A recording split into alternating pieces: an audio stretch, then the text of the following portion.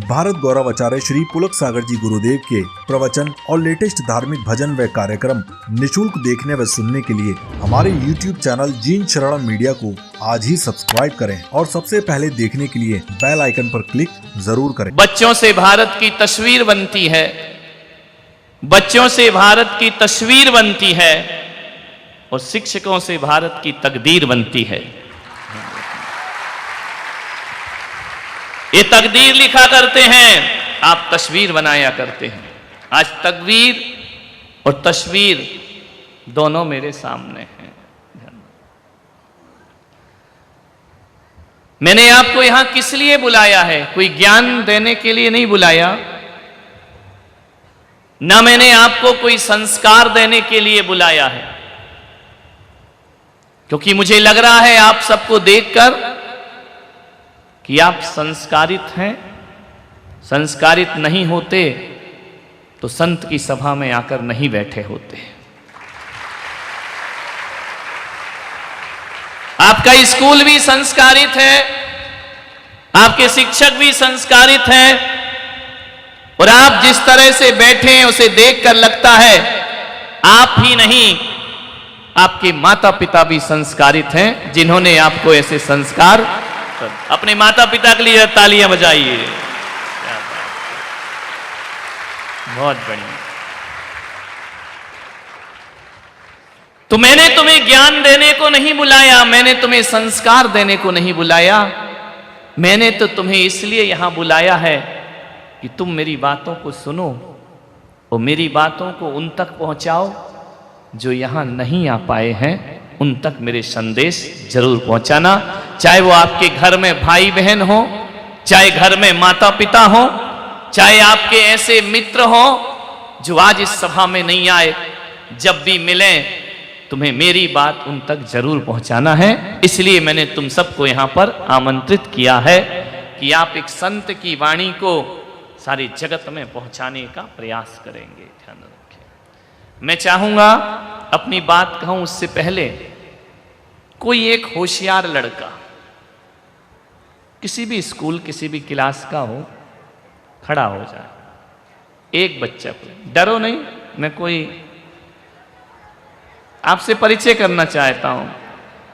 बहुत सुंदर, ताली बजाओ, इसने अपने आप को होशियार समझा।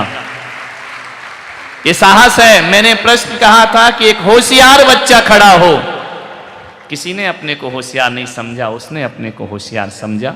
है नहीं है वो तो बाद में पता चलेगा। बेटा नाम बताओ अपना। मेरा नाम अमित कुमार सिंह है। मेरे पापा का नाम श्री ललन सिंह है। मेरी मदर का नाम श्रीमती वीना देवी है। मैं कड़ोदरा बालाजी नगर में से रहता हूँ। बारडोली रोड सूरत है। मेरी हॉबी है martial arts. Thank you so much. बेटा तुमने तो पूरी कुंडली बता दी अपनी। कौन सी क्लास में पढ़ते हो ये भूल गए। सॉरी, मैं 11th स्टैंडर्ड में पढ़ता हूँ, 11th आर्ट्स हिंदी मीडियम। बहुत अच्छा। Thank you so much. Jain साधु के सानिध्य में पहली बार आए? यस सर, मैं फर्स्ट टाइम में अभी मैंने आज पहली बार मैंने उपस्थित होने की ग्रहण किया है। Thank you so much. ये मेरे को ऐसा मिला सोचने के लिए और सुनने के लिए। बहुत बढ़िया। एक प्रश्न पूछूं आपसे? ऑफकोर्स आप पूछें। अपना ये भारत देश, अपना वतन, अपना राष्ट्र, यहाँ पर बहुत सारे महापुरुषों ने जन्म लिया है। मैं आपसे पूछूं कि एक आध महापुरुष का नाम बता सकते? ऋषि मुनि जी। नहीं, कोई भी महान पुरुष। ऋषि मुनि द्रोणाचार्य ऋषि मुनि जी, उन्होंने ना बहुत अच्छी बात की है कि बच्चों कभी भी नहीं, मैंने केवल नाम पूछा। राष्ट्र के निर्माण में, देश के निर्माण में किस महापुरुष ने जन्म लिया? द्रोणाचार्य। द्रोणाचार्य। बैठ जाए। और कोई बाजू का बच्चा बता सकता है? हमारे देश में महापुरुषों ने जन्म लिया, महापुरुष का नाम बताओ। स्वामी विवेकानंद। स्वामी विवेकानंद। बहुत सुंदर, बैठ जाइए। और कोई बता सकता है नाम? उस बच्चे ने स्वामी विवेकानंद बताया। बहुत अच्छा उत्तर दिया है। कोई जरूरी नहीं कि आप संत पुरुषों का ही नाम बताएं, किसी का भी नाम। यहां से बेटा खड़े हो जाओ। हाँ, इसको माइक दो। बातें नहीं करिए। देखो प्रवचन मेरा अब शुरू होगा, कोई भी एक नाम। भगत सिंह। भगत सिंह। और कोई बोलो बेटा, जिसका नाम लेना चाहिए वो नहीं ले पा रहे। हाँ, डॉक्टर भीमराव अंबेडकर। भीमराव अंबेडकर, उन्होंने देश का संविधान की तकदीर लिखी है। हाँ बोलो। महान पुरुष, ग्रेट मैन, महात्मा गांधी। महात्मा गांधी, बहुत सुंदर। अब बस, अब तो बहुत लंबी लिस्ट बन जाएगी। इधर दे दो, माइक दे दो। देखिए, मैंने बच्चों से प्रश्न पूछा, यही नाम आएंगे। कोई बोलेगा महात्मा गांधी, कोई बोलेगा स्वामी विवेकानंद, कोई बोलेगा द्रोणाचार्य।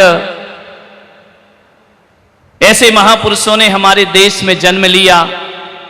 कोई बोल सकता है श्री राम ने जन्म लिया, कोई बोल सकता है भगवान महावीर ने जन्म लिया।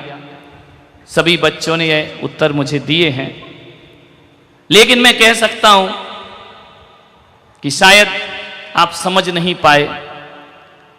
मैंने कहा था कि हमारे देश में कौन कौन से महापुरुषों ने जन्म लिया। आपने नाम बताए, लेकिन मैं पुलक सागर कहता हूं, भारत में एक भी महापुरुष ने जन्म नहीं लिया। कोई महापुरुष हिंदुस्तान में पैदा नहीं हुआ। न महात्मा गांधी पैदा हुए, न महावीर भगवान पैदा हुए, न स्वामी विवेकानंद पैदा हुए। हमारे देश में किसी भी महापुरुष का जन्म नहीं हुआ। आप कहेंगे कि महाराज ये हुआ है, राम जैसी आत्मा का जन्म हुआ, लेकिन मैं आपको एक संदेश देता हूं कि हमारे देश में स्वामी विवेकानंद पैदा नहीं होते हैं, कोई नरेंद्र पैदा हुआ करता है। हमारे देश में महात्मा गांधी पैदा नहीं होते हैं, मोहनदास करमचंद पैदा हुआ करते हैं। और हमारे देश में भगवान महावीर पैदा नहीं होते, कोई वर्धमान पैदा हुआ करता है। मैं आप सबसे ये कहना चाहता हूं कि महापुरुषों का जन्म नहीं होता मेरे बच्चों, महापुरुष बनना पड़ता है। पैदाइश कोई भी महापुरुष नहीं हुआ करता है।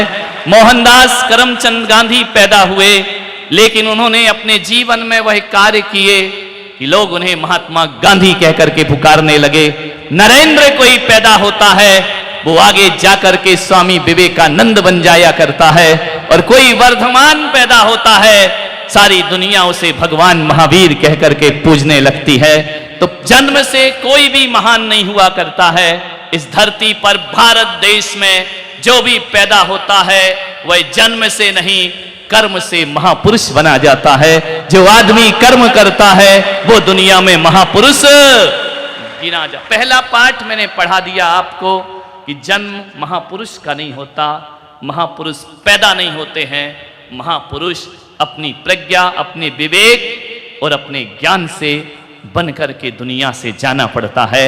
आप भी यहां आए हो, आप भी यहां बैठे हो, मैं देख रहा हूं, ना जाने कौन इसमें कौन ऐसा बच्चा होगा जो विवेकानंद बनकर खड़ा हो जाएगा। कौन ऐसा बच्चा होगा भविष्य में नारायण कृष्ण बनकर के खड़ा हो जाएगा। इन्हीं में कोई बेटी होगी जो रानी लक्ष्मीबाई बनकर के खड़ी हो जाएगी। इन्हीं में कोई बेटी होगी जो आगे चल करके सीता बनकर के खड़ी हो जाएगी।